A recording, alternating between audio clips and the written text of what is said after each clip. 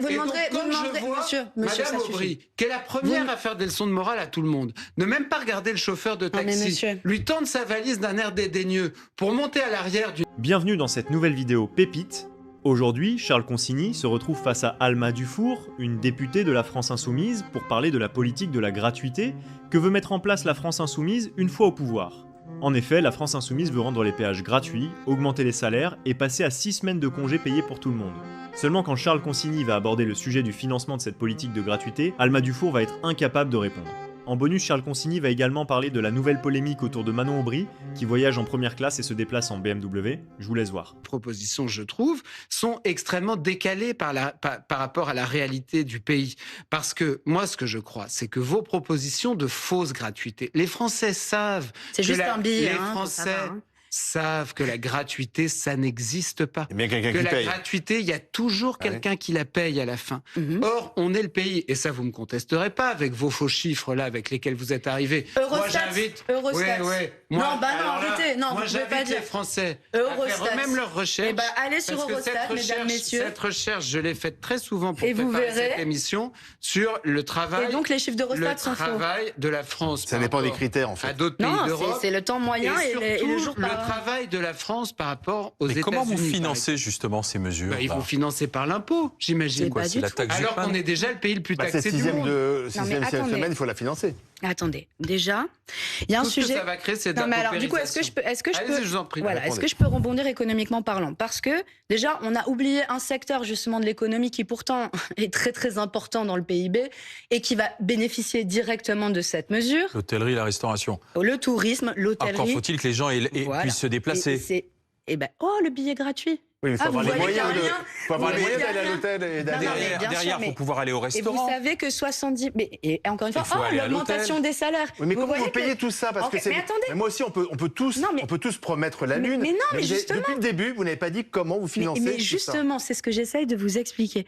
Donc déjà, laissez-moi finir, il y a un secteur, le tourisme en général, qui va bénéficier de cette mesure. Aujourd'hui, 70% du tourisme... Il n'est pas demandeur d'une 6e semaine de congé, le secteur du tourisme. Laissez-moi finir, 70%.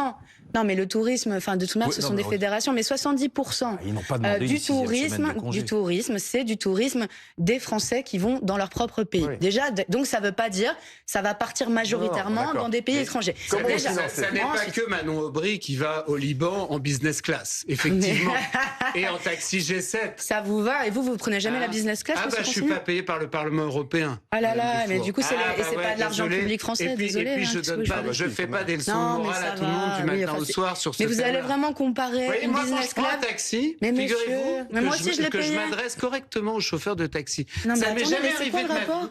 Mais ça ne m'est jamais arrivé de ma vie d'arriver avec ma valise, de même pas regarder le chauffeur, de lui tendre ma valise et de monter à l'arrière d'une BMW. Mais de qui vous parlez là? Moi, de Manon Aubry.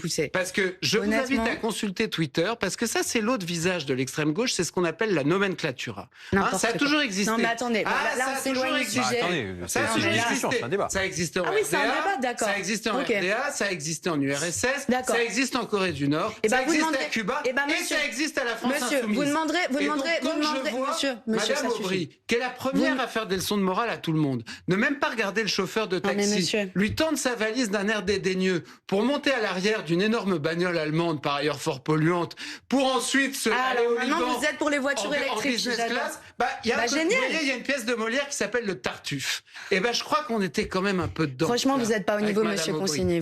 Excusez-moi, si vous voulez qu'on aille, je pense que les gens le savent. Alors, si vous voulez qu'on aille sur les attaques en dessous de la ceinture, très bien. Vous allez demander des comptes au Rassemblement national qui a détourné littéralement 8 millions d'euros d'argent public pour des faux emplois, d'accord? Vous êtes accusé de la même chose. Non, pas du tout. On a été blanchi, monsieur. Renseignez-vous. Non. Les accusations sont tombées, monsieur. Mélenchon a été relaxé. Il n'y a plus aucun une enquête sur le Parlement européen qui nous concerne. Il faut arrêter avec ces fake news. Déjà, merci. Donc ceux, par contre, qui ont été condamnés lourdement pour avoir détourné 8 millions d'euros, c'est pas nous, c'est le Rassemblement national. Ceux qui ils sont pas au cœur de la discussion et il n'est pas du Rassemblement national. Non, mais d'accord, mais bon, non, mais on va répondre sur la classe politique. Vous demanderez aux fonctionnaires de l'Assemblée qui se comportent le mieux, avec les gens qui travaillent difficilement, les gens qui sont des fois sous 45 degrés, là encore la semaine dernière, à l'Assemblée nationale. Vive la clim. Voilà, et heureusement qu'il y avait la France Insoumise pour les défendre. Encore une fois, c'est qui écrit au patron d'entreprise quand dans l'usine Renault de ma circonscription, il fait 43 degrés et que les gens se mettent en arrêt, se mettent en retrait. Il y a eu 40 passages à l'infirmerie. Je pense pas qu'un député de droite... Alors maintenant, on revient au débat. Non, mais comment vous financez?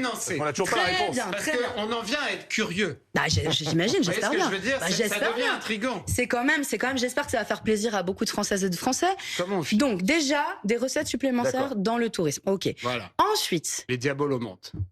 Ensuite, si vous voulez, mais écoutez, ça fait vite plein de café en région, à la montagne, les diabolomantes, les cafés. Ne méprisez pas, tout le monde. Bien sûr, tout le monde n'a pas votre. Franchement, tout le monde n'a pas votre revenu. Excusez-moi. Laissez les gens aller au camping et boire des diabolomantes si ça les chante. C'est moi qui en parle, donc ça ne m'est pas étranger. Donc, ensuite, il y a quelque chose aussi que vous avez pointé et qui est tout à fait juste. Si le temps de travail moyen en France, donc je vous l'ai dit, 39h08, 40 heures quasiment, est à peu près le même qu'au niveau européen, il y a un vrai décrochage avec les indépendants, les agriculteurs, mais aussi certains fonctionnaires dont vous ne parlez jamais, comme les soignants, qui peuvent oublier leurs jours de repos, qui peuvent oublier leurs vacances. Donc ça, c'est un vrai sujet.